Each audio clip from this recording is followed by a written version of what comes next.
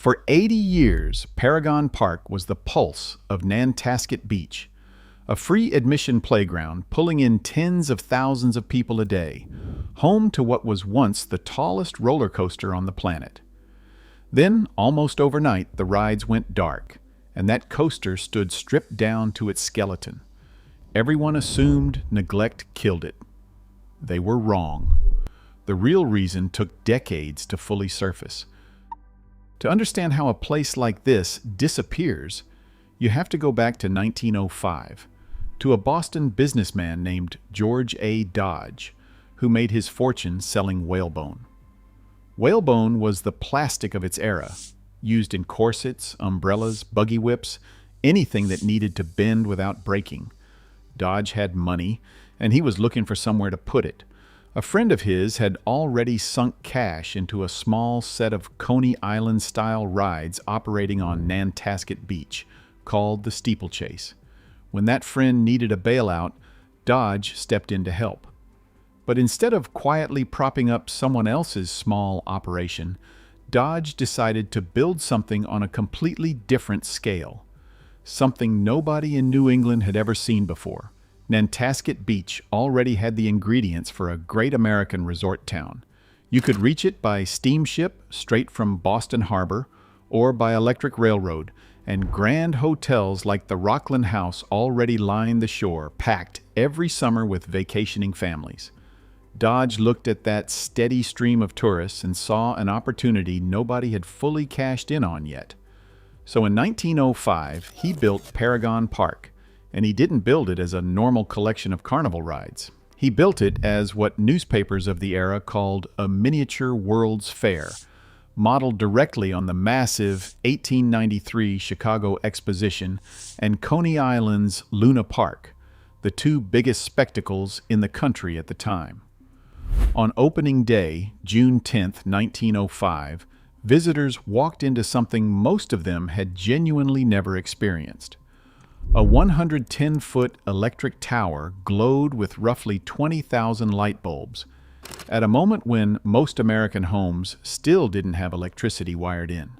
There was a saltwater lagoon with actual Italian gondoliers rowing guests around, dressed the part, singing for tips. There was a recreated Streets of Cairo attraction, a Japanese tea garden, and a 2,000-seat beer garden built to resemble a German beer hall, complete with live entertainment that reportedly rivaled what you'd find in downtown Boston theaters. The local press was said to be stunned. Nothing like it existed anywhere closer than Coney Island itself. It looked like an instant, guaranteed success. It wasn't.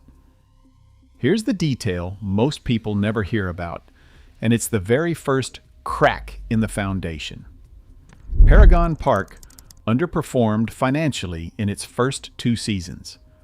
The spectacle brought people through the gates in droves, but the business behind the spectacle wasn't hitting Dodge's own projections. Running an operation this elaborate, the lighting, the imported entertainers, the constant maintenance on brand new buildings cost far more than anyone budgeted for.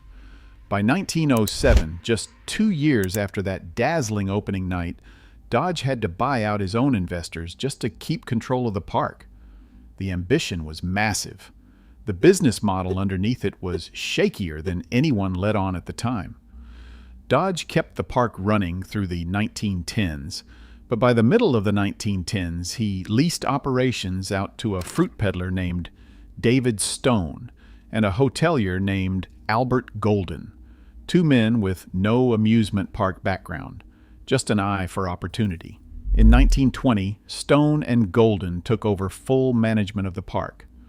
When Dodge died in 1922, the Stone family began buying the land outright from the railroad that technically still owned it. What started as a lease turned into a legacy. The Stone family would run Paragon Park for the next 65 years, and it's under their ownership that the park would grow into a regional legend and eventually come apart at the seams. By the time the post-war boom hit in the late 1940s and rolled through the 1950s and 1960s, Paragon Park had become something bigger than a business. Locals and regional newspapers had started calling it the playground of New England. And the model behind that nickname was deceptively simple. Admission was free. You didn't pay to walk through the gates. You paid per ride, per game, per snack. That single decision turned Paragon into something closer to a mall or a movie theater than a modern gated theme park. A place you could just show up to, hang out with your friends all day, and spend as much or as little money as you wanted, or none at all. The rides themselves became legends in their own right. The giant coaster, built in 1917, once stood as the tallest roller coaster in the entire world, a title it held until 1925. Riders climbed nearly 100 feet in the air before an 88-foot first drop sent them screaming down wooden track at speeds pushing 50 miles an hour, the whole structure groaning and rattling underneath them. In 1928, the park added a carousel built by the Philadelphia Toboggan Company, 66 hand-carved horses, 2 ornate chariots, and 35 original paintings circling a Wurlitzer band organ that could be heard from down the block. In 1964, a designer named Bill Tracy built the Kooky Castle, a 2-story, dark ride packed with gags and jump scares that became one of the park's signature attractions for a whole new generation. Next door, the Surf Ballroom hosted acts like The Doors, the Beach Boys, and the Animals, turning Nantasket into a full night-out destination, not just somewhere you spent a summer afternoon. This wasn't a place families visited once and checked off a list. It was a tradition. Kids went on school trips there every year. Teenagers got their first real jobs running the games and the ticket booths. Parents who'd grown up riding the giant coaster themselves brought their own kids back to ride it decades later, standing in the exact same line their own parents once stood in. Historian Christopher Herraden, who grew up about 100 yards from the park's back gate, has described how his own grandfather maintained the coaster, walking the entire track by hand every single morning before opening, running a test train to make sure everything held, then heading off to work an overnight police shift. That's the kind of institution this had become. Multiple generations of the same families were tied into it, working there, growing up around it, measuring their summers by it. It looked timeless. It looked completely unstoppable. But underneath all of that, it was quietly running out of room. Here's the flaw that had been sitting under Paragon Park since the very day it opened, and it's the one thing no amount of nostalgia could ever fix. The park was boxed in. Nantasket Avenue sat on one side, the beach and the bay pressed in on the other. There was no direction left to expand, no open fields nearby to buy up, no acreage waiting on the edge of town.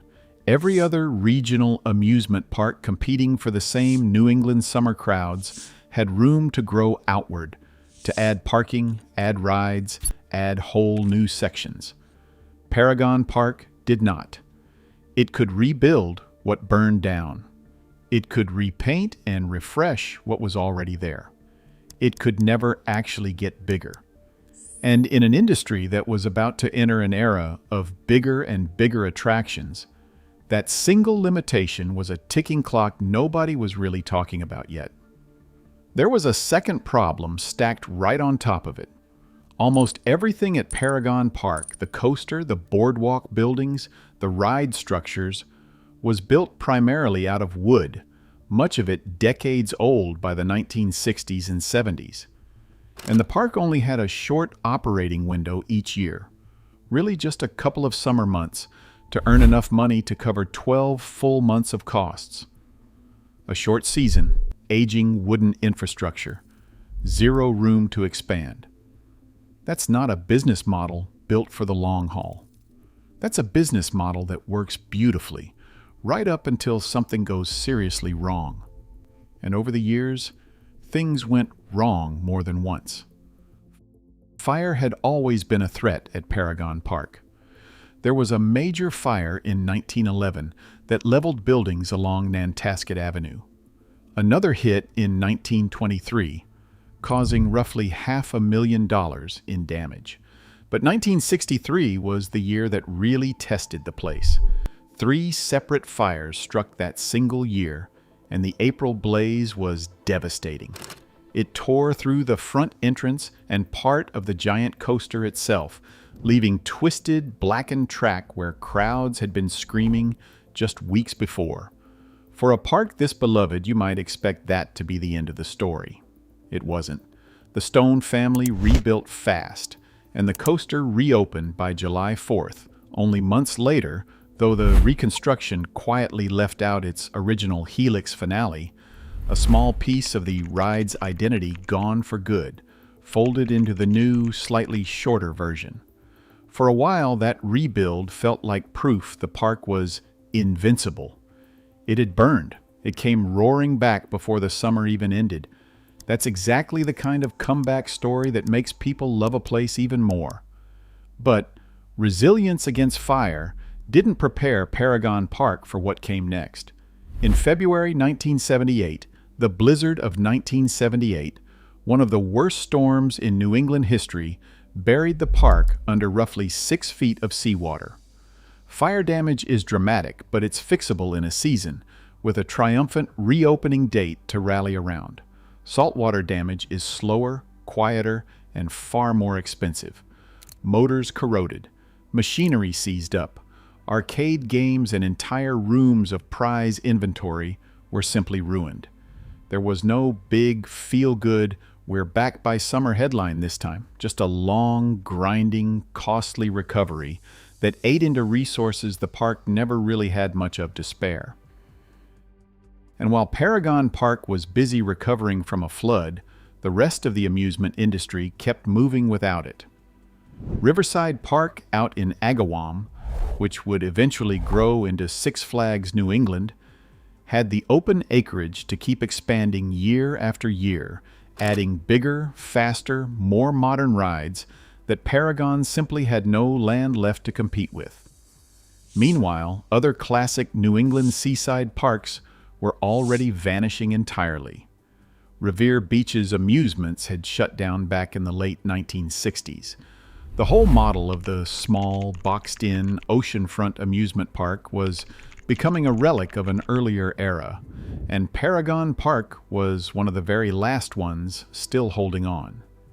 Behind the scenes, the pressure wasn't only structural, it was personal too. Larry Stone and his wife Phyllis, who by then were running the park together, went through a divorce, straining the operation at the exact moment it needed steady, unified leadership. There was no eager next generation lined up, ready to inherit decades of wooden infrastructure, unpredictable seasonal cash flow, and an 80-year-old business sitting on some of the most valuable waterfront real estate in the entire state of Massachusetts. And that last part mattered more than almost anything else, because by the early 1980s, that boxed-in little plot of land, the same one that had limited the park for 8 decades, had quietly become worth an enormous amount of money, for a reason that had nothing to do with roller coasters at all. That's when a developer named Chester Kahn entered the picture. Kahn's own summer home sat just a block away from the Stones' house in Hull, and he came to them not with a plan to save the amusement park, but with an offer to buy the land underneath it outright. Publicly, it was framed almost like an opportunity, a fresh new chapter for a beloved stretch of coastline. It wasn't a rescue plan at all. It was an exit, dressed up to look like a beginning. Here's the twist that made the whole deal so lucrative for everyone but the park itself. Hull's zoning for that property had no height limit written into it, none whatsoever. Kahn initially floated building twin 18-story condo towers, structures roughly double the height of the coaster's own first hill, right on the exact spot where Paragon Park had stood for generations. Empty, cleared land, rebuilt as luxury housing, was now worth dramatically more than the beloved park that had actually occupied it for 80 years. After the 1984 season wrapped up, the Stones accepted his offer, reportedly somewhere around $5.3 to $5.5 million, with the exact figure varying depending on which account you read. Word didn't even reach most of the public through the park itself. The sale first surfaced in a real estate trade journal that December, then broke locally through the Hull Nantasket Times in early January of 1985. And here's where the story delivers its final gut punch. Fans and former employees hoped for one last farewell season in 1985. One more summer to say a proper goodbye. One more ride on the coaster before it was gone. They didn't get it, citing fears of souvenir hunters and vandalism. Con Quinn and the Stones moved the closing date up. The park that had survived fires and floods and 80 years of change didn't even get a real send-off. It just stopped, quietly, in the middle of what should have been another ordinary off-season. And that's the detail that gets lost every single time someone says this place was simply left to rot. It wasn't neglect that ended Paragon Park. It was a calculated, deliberate sale, negotiated in offices, signed on paper, months before anyone with a camera ever saw the wreckage. Once that contract was finalized, the demolition crews didn't wait around. On June 12, 1985, in the rain, Norton auctioneers sold off the rides piece by piece, ride by ride, right there on the grounds. Hundreds of former employees and longtime visitors showed up, not necessarily to buy anything, but simply to witness it happening. One person reportedly paid $25 just for a set of the park's old rainbow-colored trash cans. That's how much this place meant to people. They wanted a fragment of it, any fragment at all, even garbage cans, just to hold on to something physical from a place that was about to disappear. And for a brief window after that auction, before the bulldozers finished the job, the giant coaster stood stripped down to its bare wooden frame, track and support beams with nothing left around them, looking like the skeleton of some enormous creature that had died standing up. That image is the one people remember most, the one that fuels the idea that Paragon Park was simply abandoned and forgotten to rot for years. And it's real. It genuinely happened. But it lasted weeks, not years. What looked like long-term abandonment was actually just the final, visible stage of a sale that had been signed months earlier, behind closed doors, far from any camera. The coaster itself didn't disappear for good, though. A man named Mark Mason, general manager of a Maryland amusement park called Wild World, bought it at auction for $28,000. His crew dismantled it piece by piece and shipped it south, rebuilding it from the ground up, reportedly spending well over $1 million in the process, more than 30 times what they'd originally paid for it. It reopened in 1986 as the Wild One, restored even closer to its original design, Helix finale and all. Wild World eventually became Six Flags America, and the Wild One held the distinction of being the oldest operating roller coaster anywhere in the entire Six Flags chain. A genuine landmark, still carrying wood and bones that first rose up over Nantasket Beach back in 1917. The carousel came just as close to being lost forever. Con Quinn initially planned to auction it off along with everything else on the grounds. But a local preservation campaign, led by activist Judith Van Ham Weirs, rallied enough public support that a group of 3 local businessmen ended up winning it at auction for $598,800, a record price for a carousel at the time. It was moved just down the block, set up beside Hull's historic Clock Tower building, and by 1996, a nonprofit called Friends of the Paragon Carousel had purchased it outright to make sure it stayed public. It's still there today, still turning, listed on the National Register of Historic Places, with a small museum next door telling the park's story through scale models, old ride photographs, and a preserved kooky castle cart that somehow survived the sell-off. Everything else, including the lagoon, the midway, and the giant coaster's original footprint, became the Horizons at Paragon Park, a 6-story condominium complex with 112 units completed in 1988. The land that once held gondoliers and roller coaster screams now holds balconies and reserved parking spaces. In a sense, the park survived. Its identity did not, and the transformation hasn't stopped, even now. In 2024, the adjacent boardwalk parcel, including the arcade, the mini golf course, and the last remaining working piece of old Nantasket Entertainment, sold for $6 million to a development company planning a mixed-use apartment project, initially announced as Paragon Dunes, later renamed The Wayfarer. More apartments, more of the old footprint quietly converted into something purely residential. The carousel and its little museum are expected to remain, tucked in beside whatever eventually gets built up around them. But the story has one more twist, and it's almost too fitting to be true.